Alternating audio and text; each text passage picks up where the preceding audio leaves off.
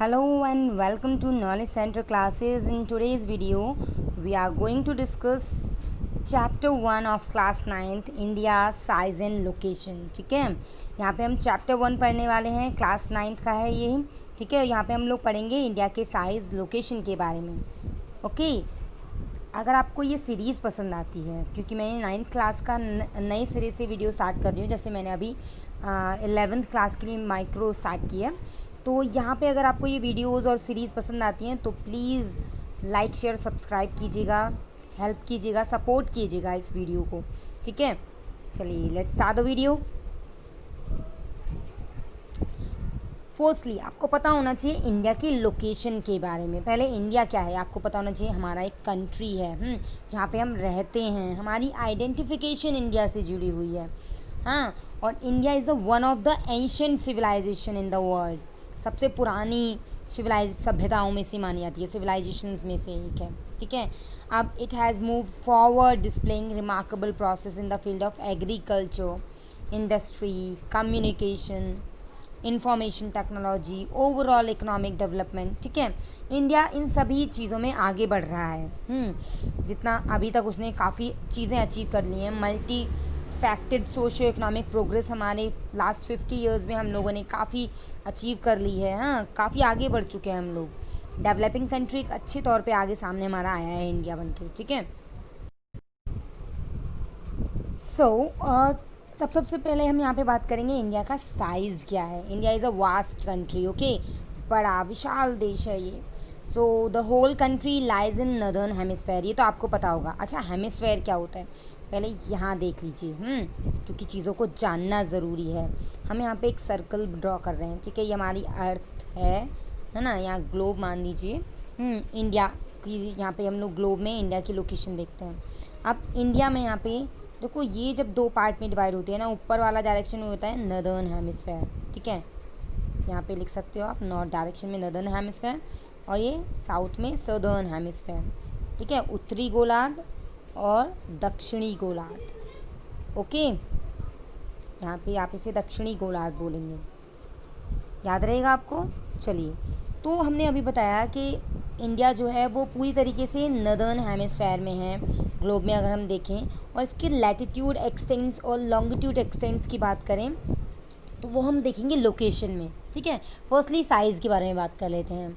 India का जो total land mass area है वो कितना है, 328 मिलियन स्क्वायर किलोमीटर, या आप बोल सकते हैं 3.28 million square kilometre. Okay, which is 2.4% of the total area of the world. मतलब वर्ल्ड का जितना भी टोटल लैंड एरिया है ना, उसका 2.4 इंडिया के पास है. ठीक है, टोटल जोग्राफिकल एरिया का पूरे वर्ल्ड का 2.4 इंडिया के पास है.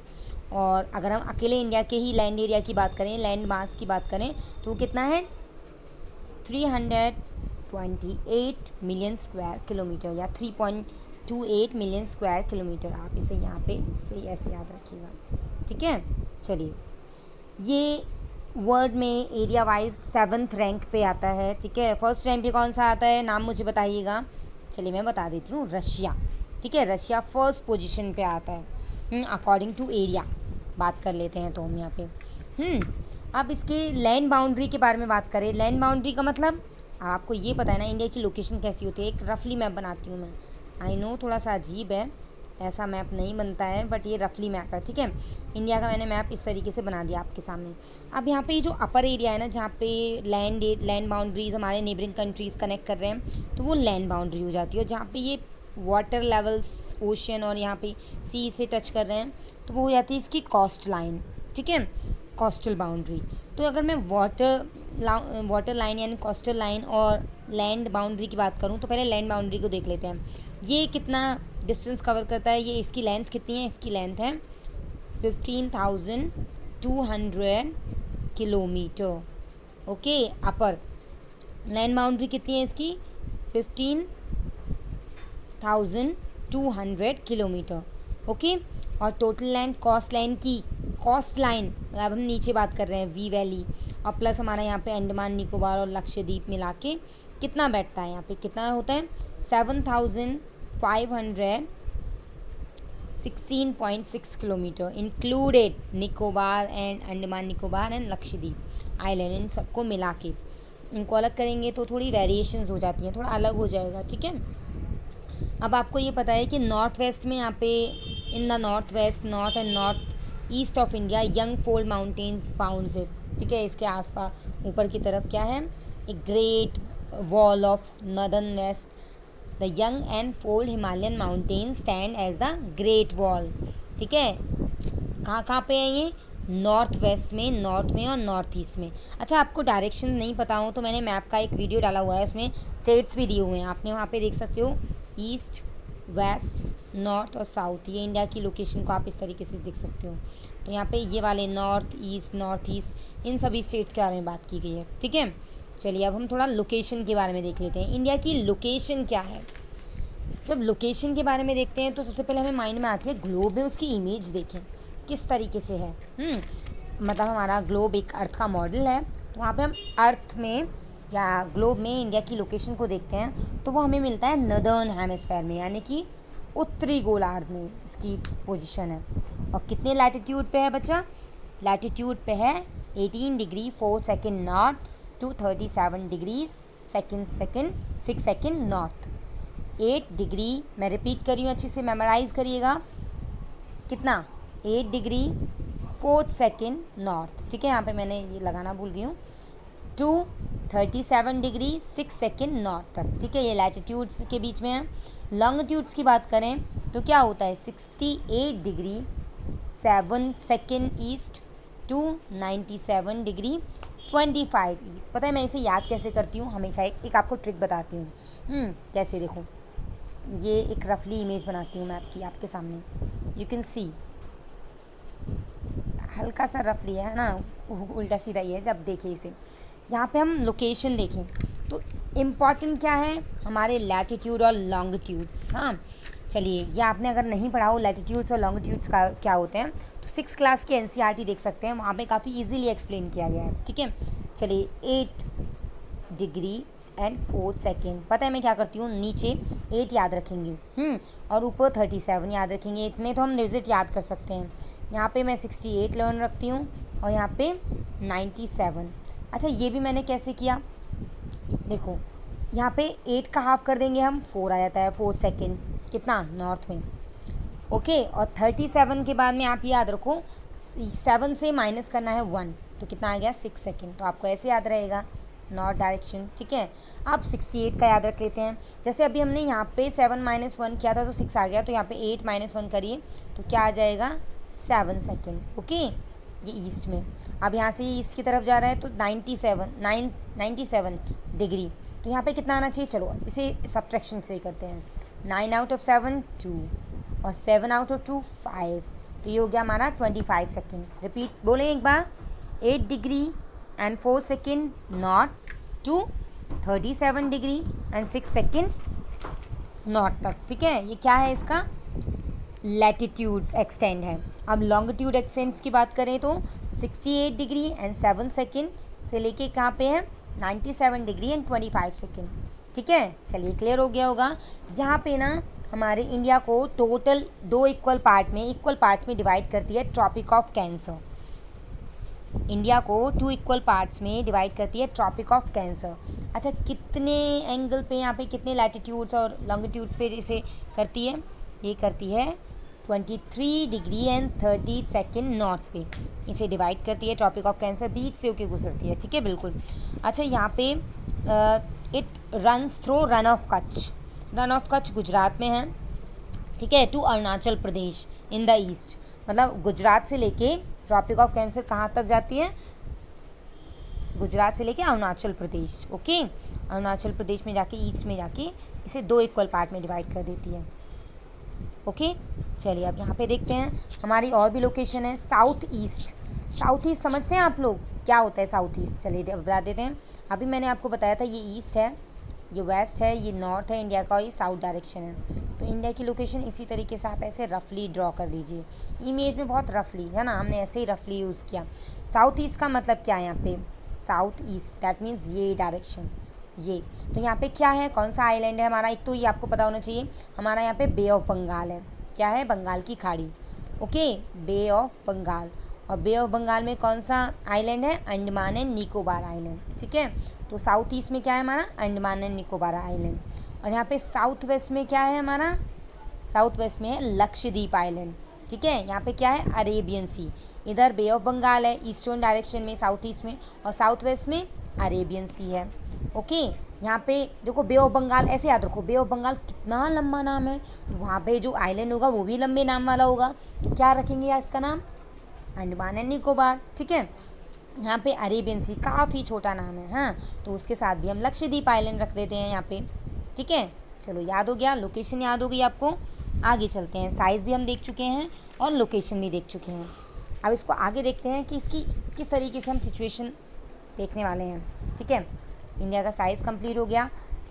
थोड़ा सा ना मैपिंग ज़रूरी है चीज़ों को समझने के लिए। वहाँ तो मैंने रफली इमेज आपको ड्रॉ करके बता दी और थोड़ी सी अजीब थी, बट आप इसे ध्यान से देखिए। यहाँ पे बहुत सारे क्वेश्चंस आपके सॉल्व होने वाले हैं, 3 mark questions, 1 mark questions, okay. चलिए फर्स्ट बात कर लेते हैं यहाँ पे इसकी लोकेशन को लेके। मैंने आपको अभी बताया था लोकेशन, देखिए अभी क्लियर कर देते हैं। क्या ये कौन सी, ये आपको पता है इंडियन ओशन का पार्ट है। इंडियन ओशन 2 पार्ट में डिवाइड हो जाता है। ये है हमारा अरेबियन सी, ठीक है। ये है हमारा बे ऑफ बंगाल, मैं यहाँ पे लिख देती हूँ, ठीक है, बे ऑफ बंगाल, ओके। यहाँ पे क्या है हमारा, लक्षद्वीप आइलैंड है और अंडमान निकोबार। जब हम कोस्टल लाइन के बारे में बात करते हैं ना बच्चा, कोस्टल लाइन जब हम देखते हैं तो ये होती है कोस्टल लाइन। देखो जहाँ पे मैं ऐसे टच कर रही हूँ, ये हमारी है कोस्टल लाइन, ओके, यहाँ पे। और अंडमान निकोबार और लक्षद्वीप को मिला के ये कितना डिस्टेंस कवर करती है, ये कवर करती है, रिपीट यहाँ पे हम रिवाइज कर रहे हैं, 7516.6 किलोमीटर, ठीक है। चलिए अब लैंड बाउंड्री की देख लेते हैं, ये वाला पार्ट, ये ठीक है, ये लैंड बाउंड्री कितना है हमारा, 15,200 किलोमीटर, ओके, 15,200 किलोमीटर ये डिस्टेंस कवर करता है लैंड बाउंड्री। चलिए इतना क्लियर हो गया। लॉन्गिट्यूड और लैटिट्यूड देख लेते हैं। यहाँ पे हमने आपको बताया ना याद रखने का तरीका, 8 का हाफ 4, यहाँ पे 37 याद रखने के लिए बोला था, तो 37 डिग्री एंड 6 सेकेंड, 1 माइनस करने को बोला था।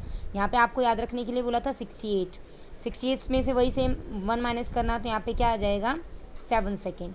यहाँ पे मैंने आपको 97 याद रखने के लिए बोला था, तो 9 आउट ऑफ 7 2 और 7 आउट ऑफ 2 5, ओके, ये 25 सेकेंड, तो ये आपको याद रहेगा। अब यहाँ पे थोड़ा सा अलग से और नज़रिया देख लेते हैं। देखो नॉर्थ से साउथ के बीच में ये आपकी नॉर्थ डायरेक्शन है और ये साउथ है, ओके। ऊपर वाला पार्ट जम्मू कश्मीर का नॉर्थ डायरेक्शन है, ये तमिलनाडु तक जा रहा है, ये साउथ है। तो यहाँ से यहाँ तक ये डिस्टेंस है कितनी है, 3000 कितना एक्सटेंड करता है, 214 किलोमीटर, ओके। और अगर हम यहाँ पे गुजरात से अरुणाचल प्रदेश की देखें तो कितनी डिस्टेंस है, 2933 किलोमीटर, इतना इसका एक्सटेंट है। इतनी डिस्टेंस तक लॉन्ग। अच्छा, इसका लैंड मास एरिया कितना है, 3.28 मिलियन स्क्वायर किलोमीटर। ये वर्ल्ड का कितना एरिया है, ज्योग्राफिकल एरिया, 2.4। रिपीट हो गया, ओके।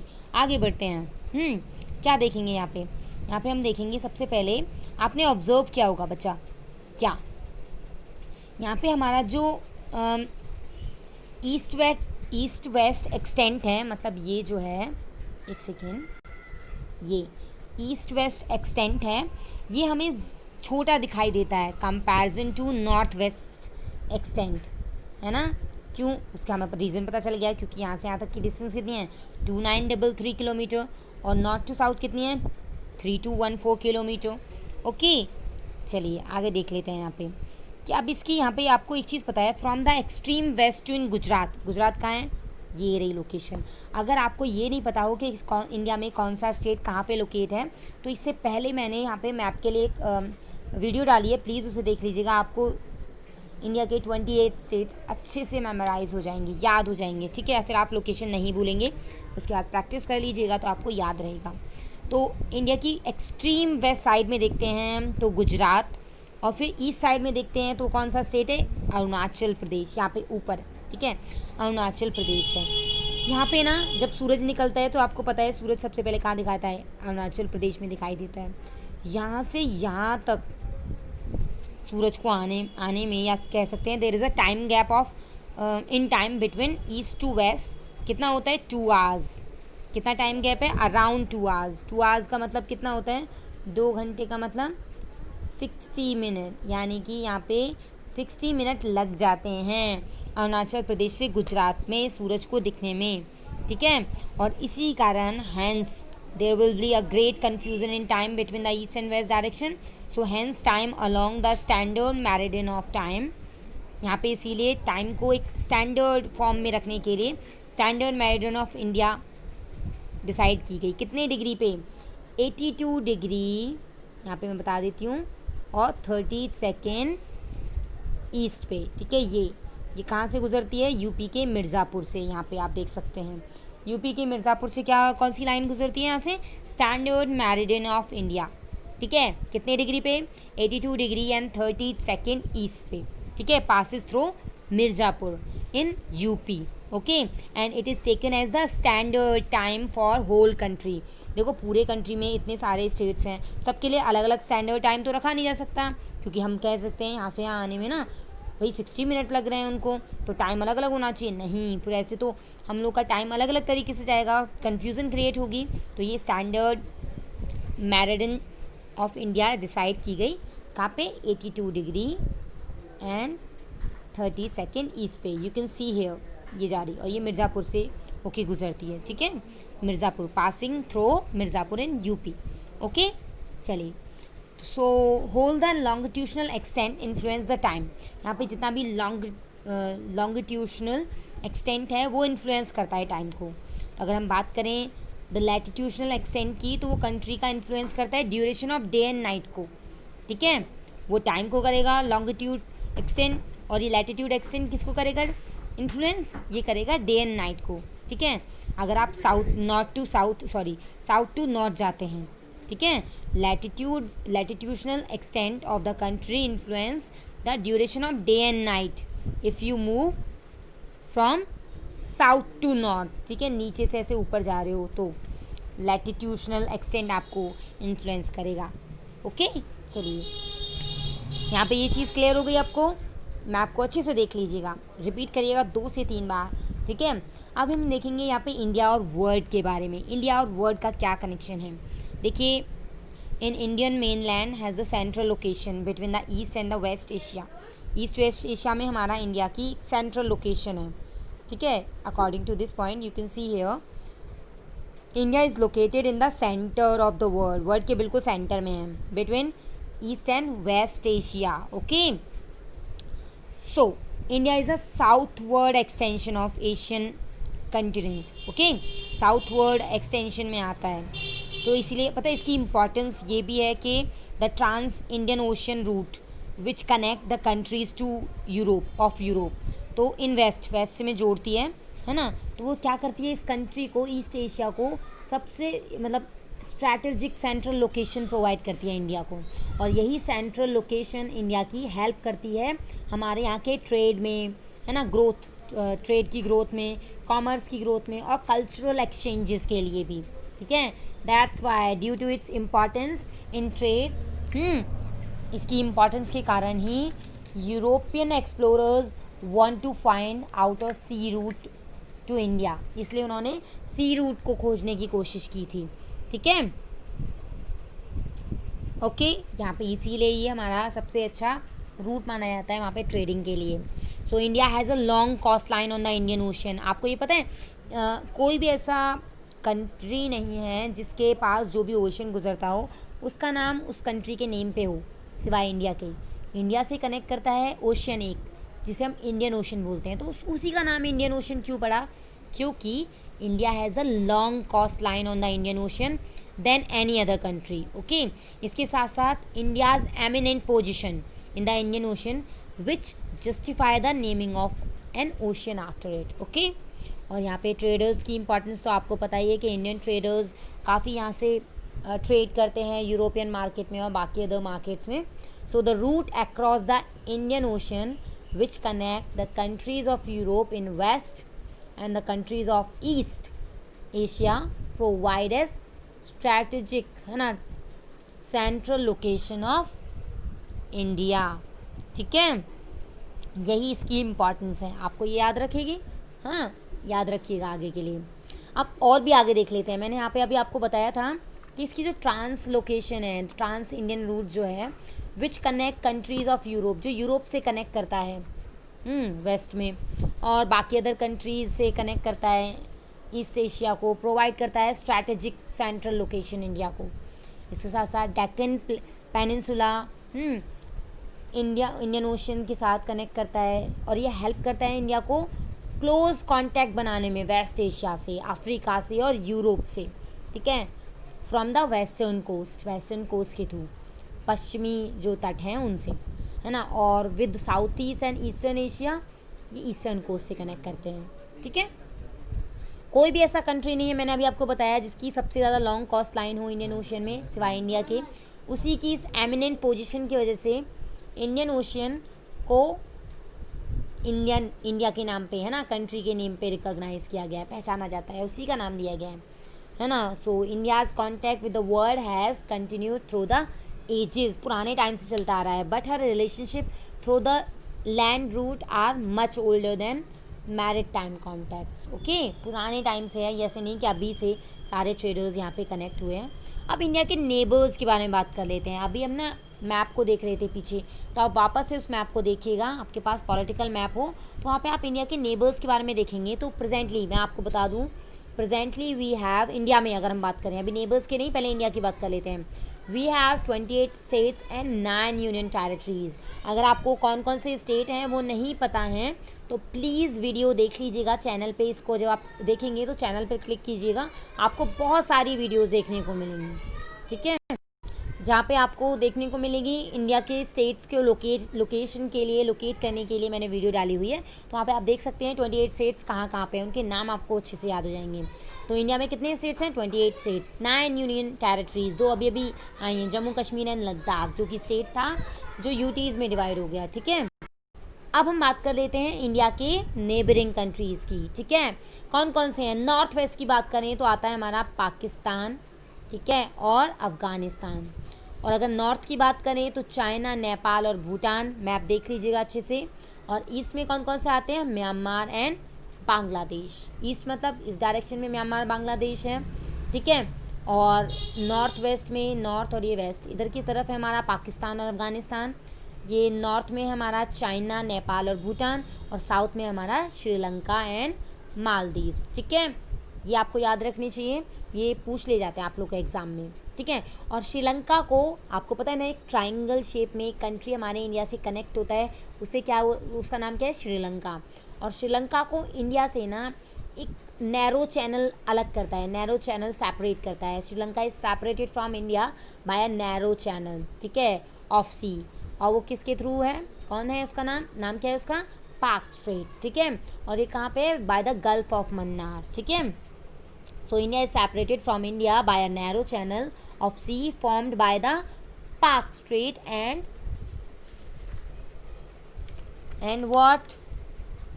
Gulf of Mannar. ठीक है, और वाइल मालदीव्स की बात करें, Maldive islands are situated in the south of the Lakshadweep island.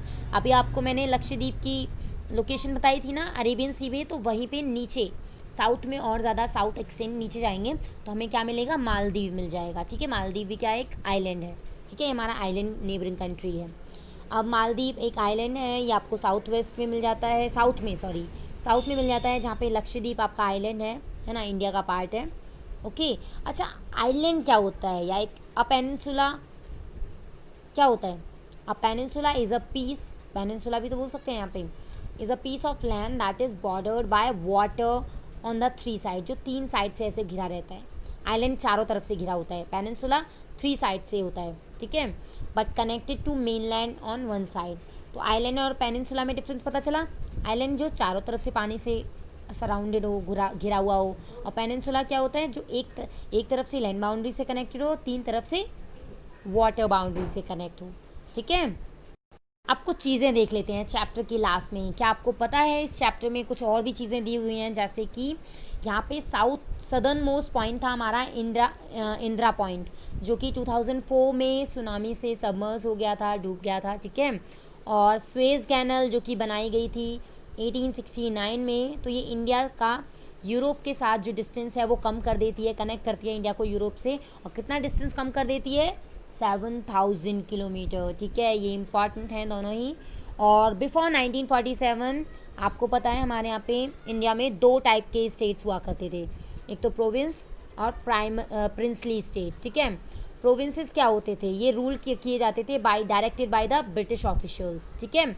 और अपॉइंट यहाँ पे होते थे, उनके जो हेड होते थे वो होते वायसराय, ठीक है, वायसराय जिन्हें बोलते हैं। और प्रिंसली स्टेट रूल किए जाते थे यहाँ पे by the locals, like rulers, जैसे वंशानुगत राजा लोग आते रहते हैं उनके अकॉर्डिंग, ठीक है। तो इसी के कारण हमारी जो पुराने टाइम में जो एडमिनिस्ट्रेशन था वो उसी तरीके से चलता था, ठीक है।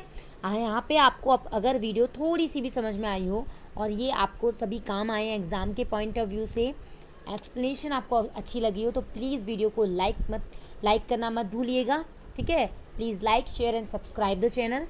Thank you for watching the video.